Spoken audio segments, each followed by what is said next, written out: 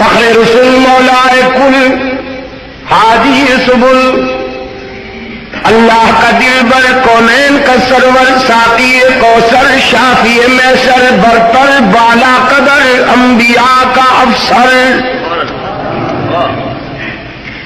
رحمت عالم صلی اللہ علیہ وسلم اللہ کی حضور ہاتھ پھیلائے ہوئے ہیں. ابھی رفیق محترم کہہ رہے تھے نا کہ خدا بندہ گلشنی اسلام کی آبیاری کے لیے مجھے ابن خطاب کی جوانی دے دے. ویسے 2 نام پیش کیے تھے حبیب کبریا نے. ہاں کتنے؟ دعا نام.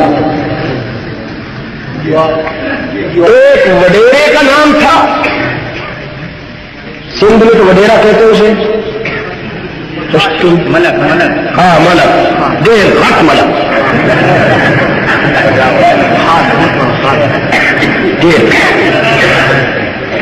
کہ اس کے پاس دولت ہے، اس کے پاس قومی وجاہت ہے، اس کے پاس پارٹی ہے، اس کے پاس تونگری ہے، سرمایہ ہے،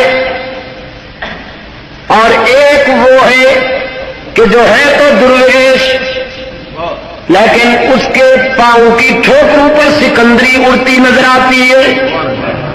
اس کے پاس جوانی ہے، غیرت ہے، جلالت ہے، سہولت ہے، شوکت ہے. ایک ابن خطاب ہے، ایک ابن ہشام ہے. ان 2 میں سے ایک چاہتا ہوں. رب کائنات نے فرمایا محبوبم چھوڑ وڈیرے کو، رہنے دے خان کو، دفع کر ملک کو. تیری آرزویں، تیری دعائیں اور تیری التجائیں شرط قبولیت سے نوازی گئی. انتظار کیجیے، خطاب کا بیٹا بھیج رہا ہوں. ارے تکبیر!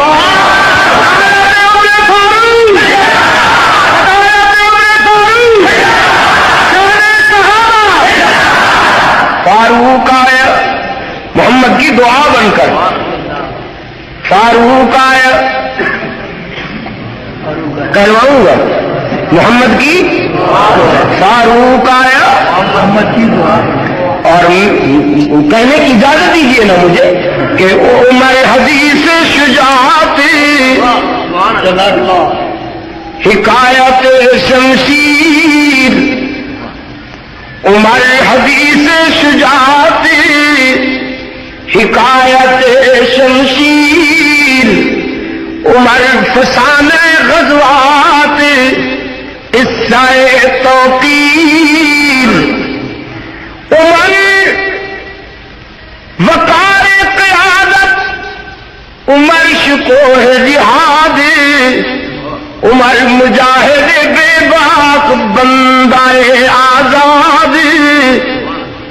عمر کے نام پہ طاغوت لرزا براندام، عمر کی سطوت و سہولت سے سرنگوں اسنام. عمر بشارت شوکت، عمر نوید ظفر،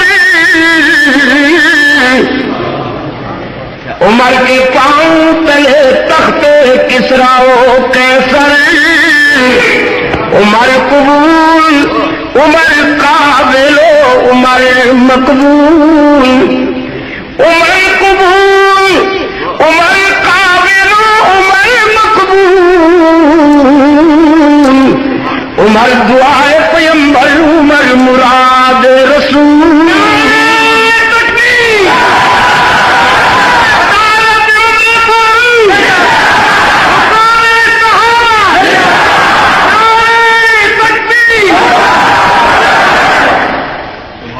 عمر فرش پہ بیٹھ کر رسول اللہ کے قدموں میں فرش پہ بیٹھ کر تجویز عرض کرتا ہے تو عرش سے قرآن بن کے اترتی ہے. فاروق اعظم نے عرض کیا اللہ کے رسول اہل بیت کو باپرد ہو کے گھروں سے نکلنا چاہیے. صلی اللہ علیہ وسلم نے فرمایا ابن خطاب تو نے تو میرے دل کی بات ہی کر دی، میں بھی یہی چاہتا ہوں۔ فاروق اعظم نے عرض کیا اللہ کے رسول میری تجویز تھی، آپ نے توثیق کر دی، اب میری تجویز تو قانون بن گئی نا۔ رحمت عالم نے فرمایا نا ابن خطاب، قانون فرش پر نہیں بنتے، عرش پر بنا کرتے ہیں، میں قانون ساز نہیں ہوں، قوانین کا مبلغ ہوں، اللہ کے بنائے ہوئے قوانین اس کے بندوں تک پہنچانے والا ہوں۔ تیری تجویز میری توثیق کے باوجود قانون نہیں بنے گی۔ فاروق اعظم رضی اللہ تعالیٰ عنہ سر بگریباں ہو گئے۔ رب العالمین کی طرف سے فاروق اعظم کے جذبات قرآن بن کے اترے۔ فرمایا یا ایھا النبی قل لأزواجک وبناتک ونساء المؤمنین یدنین علیہن من جلابیبہن۔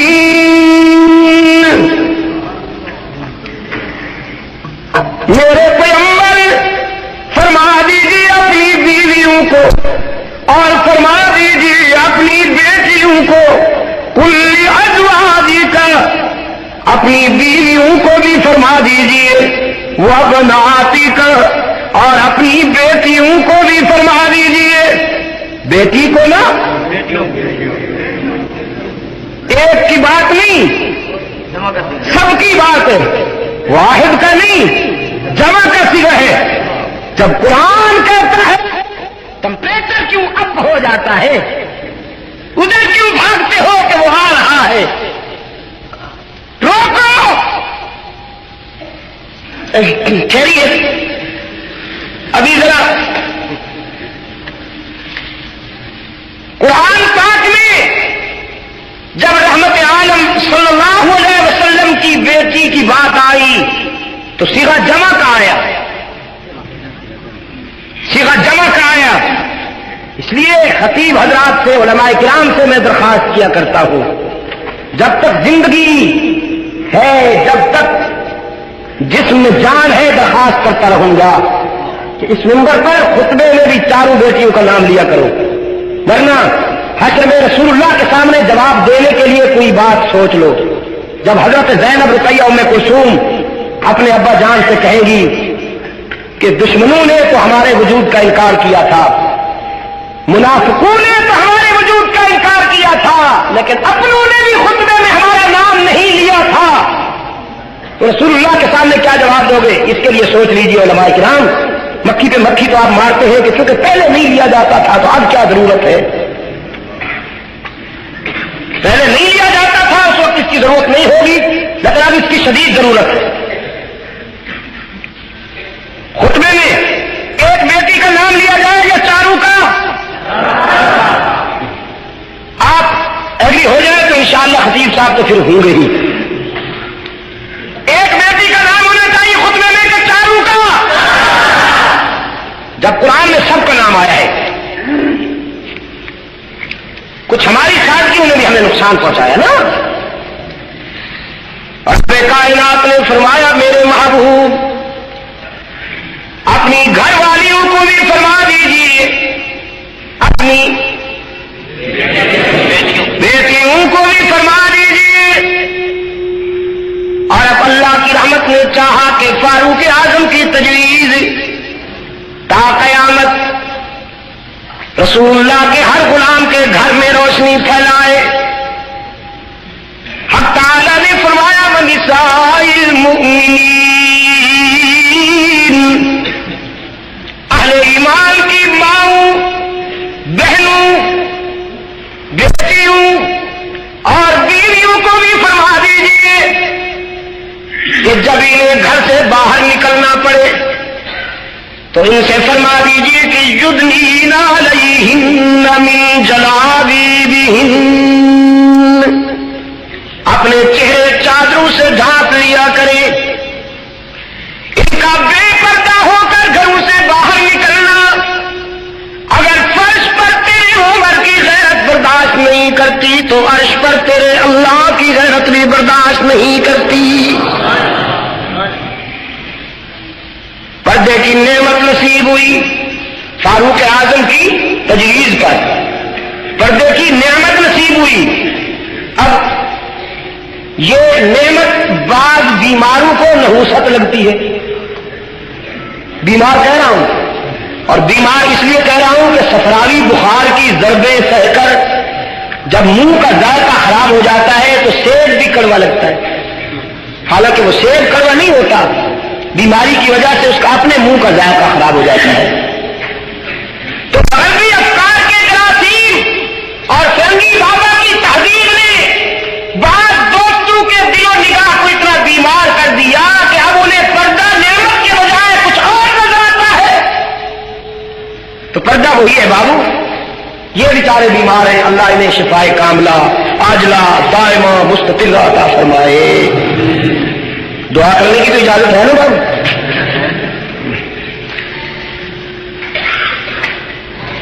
فاروق اعظم رضی اللہ تعالیٰ عنہ نے بیت اللہ کے طواف کے دوران چاہا کہ مقام ابراہیم پر سر جھکا دوں۔ رحمت عالم صلی اللہ علیہ وسلم نے اپنے عمر کو دیکھا مقام ابراہیمی پر کھڑے ہوئے کچھ سوچ رہے۔ استاد نے اپنے شاگرد سے پوچھا کیا سوچتے ہو عمر؟ شاگرد نے عرض کیا اللہ کے رسول، میں اس مقام پہ آتا ہوں تو مجھے ابراہیمی سجدوں کی یاد تازہ ہو جاتی ہے اور میرا بھی جی چاہتا ہے کہ میں اس مقام پہ سجدے کروں جہاں ابراہیم علیہ السلام نے اللہ کے حضور اپنی جبین کی نیاز مندیاں پیش کی۔ رحمت عالم صلی اللہ علیہ وسلم نے فرمایا عمر تو چاہتا ہے، میں نہیں چاہتا، میرے تو دادا ہے ابراہیم، جس طرح میں نے تجھے اللہ سے مانگا مجھے بھی میرے دادا ابراہیم نے اللہ سے مانگا تھا۔ میرا بھی دل چاہتا ہے لیکن تیری آرزو اور میری تمنا اس وقت تک قانون نہیں بن سکے گی جب تک اللہ کی طرف سے اجازت نہیں آئے گی۔ رب کائنات نے فرمایا واتخذوا من مقام ابراہیم مصلی،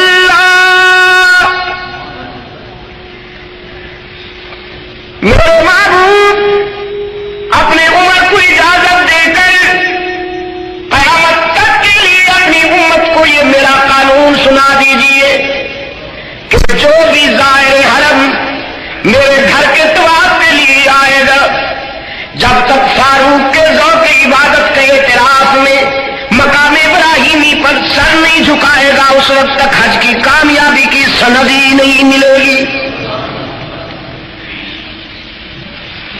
اس وقت سے سجدے شروع ہوئے، آج بھی ہو رہے ہیں اور قیامت تک ہوتے رہیں گے۔ فاروق اعظم کے فکر رسا کا مظاہرہ بیت اللہ کے پہلو میں ہو رہا، چاہے دھکے لگے یا مقام ابراہیمی پر سجدے کے دوران طواف کرنے والے پاؤں رکھ کے گزر جائیں، کیفیت تو عجیب ہوتی ہے۔ جن کو اللہ نے اس مقام پر سجدہ کرنے کے لیے وہاں بلا لیا وہی جانتے ہیں اس کیفیت کو۔ ہم نے طواف زیارت کے دوران وہاں جب نوافل ادا کرنے کی کوشش کی، جاوید میاں بھی اس سال وہی تھے، نیت کرتے تھے اور سودانی حجاج کا ریلا جو آتا تھا وہ لمبے ترنگے سیاہ فام، ماشاءاللہ 8-8 فٹ کی جسامت، جسم کے کالے مگر دل کے گورے۔ کچھ ایسے بھی ہوتے ہیں نا جن کا جسم کالا ہوتا ہے اور دل گورا ہوتا ہے، اور بعض جسم کے گورے اور دل کے سیاہ ہوتے ہیں۔ بڑے پیارے لوگ ہیں وہ، مگر ایسا کر کے چلتے ہیں، رمی پر بھی، یہاں طواف میں بھی، ادھر سعی پہ بھی ہم نیت کرتے تھے، ادھر ان کا ریلا آتا تھا، نیت سمیت اٹھا کے ہمیں حتیم تک پہنچا دیں۔ ایک مرتبہ بڑی کوشش کے بعد ہم رکوع تک جا پہنچے، کھڑے ہوئے تھے دونوں پاؤں بڑی کوشش کے ساتھ جمع رکھے، جو ریلا آیا تو رکوع سمیت اٹھا کے لے گئے۔ دھکے لگے کچھ بھی ہو مگر وہاں سجدے کرنے پڑتے ہیں، اللہ کو ادا پسند آ گئی فاروق اعظم۔ حضرت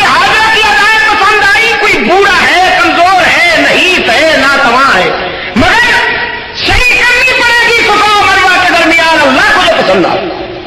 میں بتایا کرتا ہوں میرا ایک بوڑھا خان صاحب روزہ اطہار پر مواجہ شریف کے سامنے کھڑے ہو کے کہہ رہا تھا سب کے یا رسول تمہارا روزہ بہت اچھا ہے, ادھر صفا بھی نہیں ہے مروہ بھی نہیں. میں نے کہا یہ آئے ہے مار کھا کے تھک کے آیا ہے. آپ کا روزہ بہت اچھا ہے, ادھر صفا بھی نہیں ہے مروہ بھی نہیں.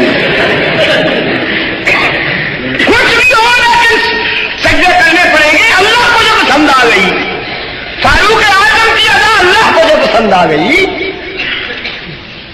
سرکار دو عالم صلی اللہ علیہ وسلم رئیس المنافقین ابن ابی کی نماز جنازہ پڑھانے کے لیے تشریف لائے ہیں. ابن ابی کو تو آپ جانتے ہوں گے, کوہاٹ کے دوستوں,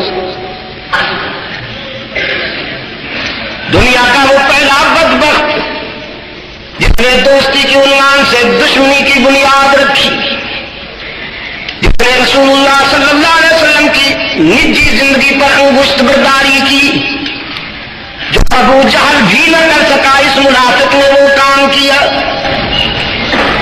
شاہ جی رحمت اللہ علیہ فرمایا کرتے تھے, سید عطاءاللہ شاہ بخاری رحمت اللہ علیہ, امیر سید رحمت اللہ علیہ فرمایا کرتے تھے دوستی سیکھنی ہو تو ابو بکر صدیق سے سیکھو, دشمنی سیکھنی ہو تو ابو جہل سے سیکھو. اس نے دوستی میں حد کر دی, اس نے دشمنی میں حد کر دی, لیکن رسول اللہ کی پرسنل لائف پر کبھی ہچ نہیں. یہ انسانی شرافت کے خلاف ہے.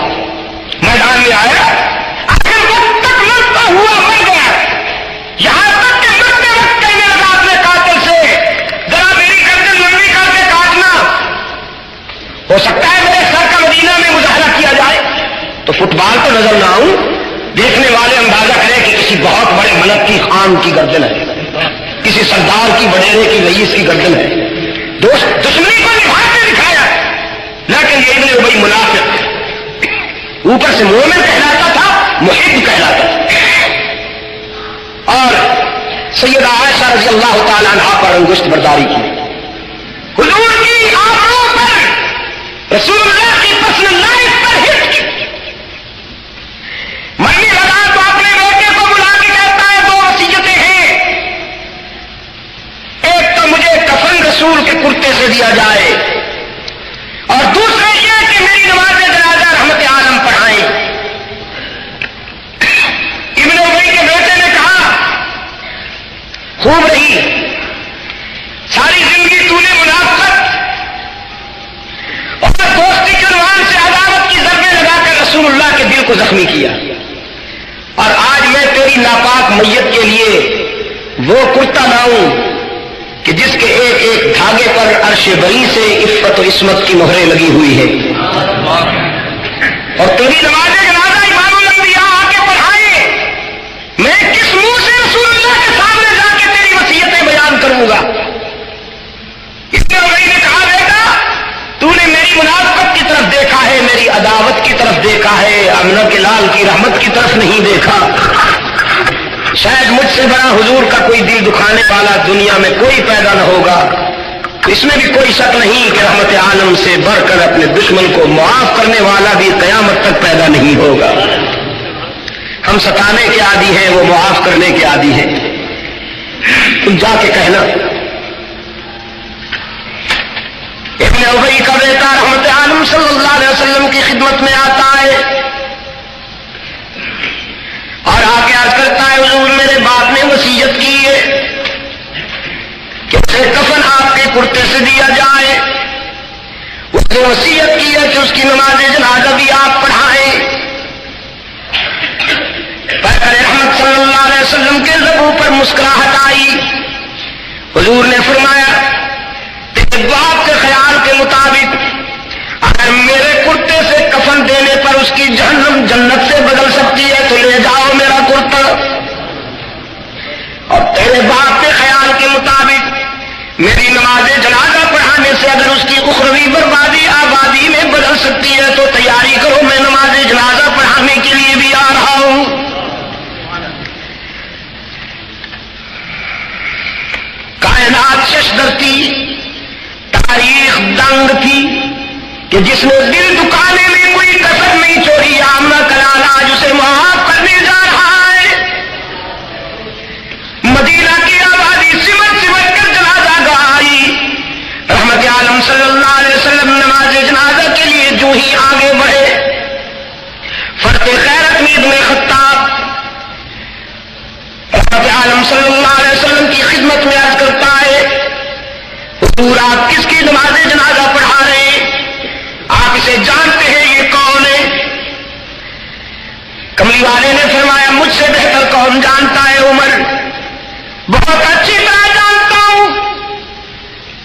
فاروق اعظم بھی سمجھ گئے کہ میرے قائد نے اپنے دشمن کو معاف کرنے کا فیصلہ کر لیا ہے، اور کرتے حضور اس کی ساری زیادتیاں معاف کر دیجیے، لیکن اس سنگ دل کا وہ ظلم تو قابل معافی نہیں لگتا جس نے مریم اسلام، عفیفہ کائنات، صدیقہ بنت صدیق، حضرت عائشہ عالم نے فرمایا عمر تم غیرت کی باتیں کرتے ہو، میری رحمت کا تقاضا ہے۔ جواب فیصلہ کن تھا۔ فاروق اعظم ہٹ گئے، نماز جنازہ ہو گئی اور جبرائیل امین پہنچ گئے۔ رب کائنات نے فرمایا لا تصلی علی احد منہم مات ابدا،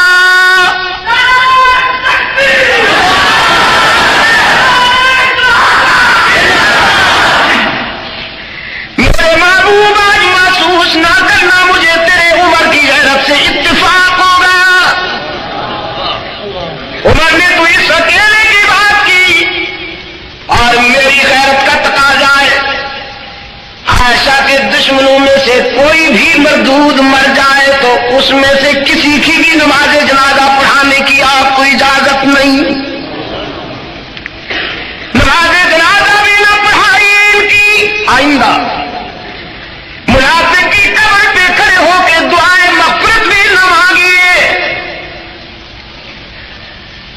استغفر لهم او لا تستغفر لهم ان تستغفر لهم 70 مرة فلن يغفر الله لهم۔ میرے محبوب یہ سنگین مجرم ہے، آپ ان کے لیے 70 مرتبہ بھی التجا کریں تو میں انہیں معاف نہیں کروں گا۔ فاروق اعظم رضی اللہ تعالیٰ عنہ کی غیرت یہاں بھی قرآن بن گئی۔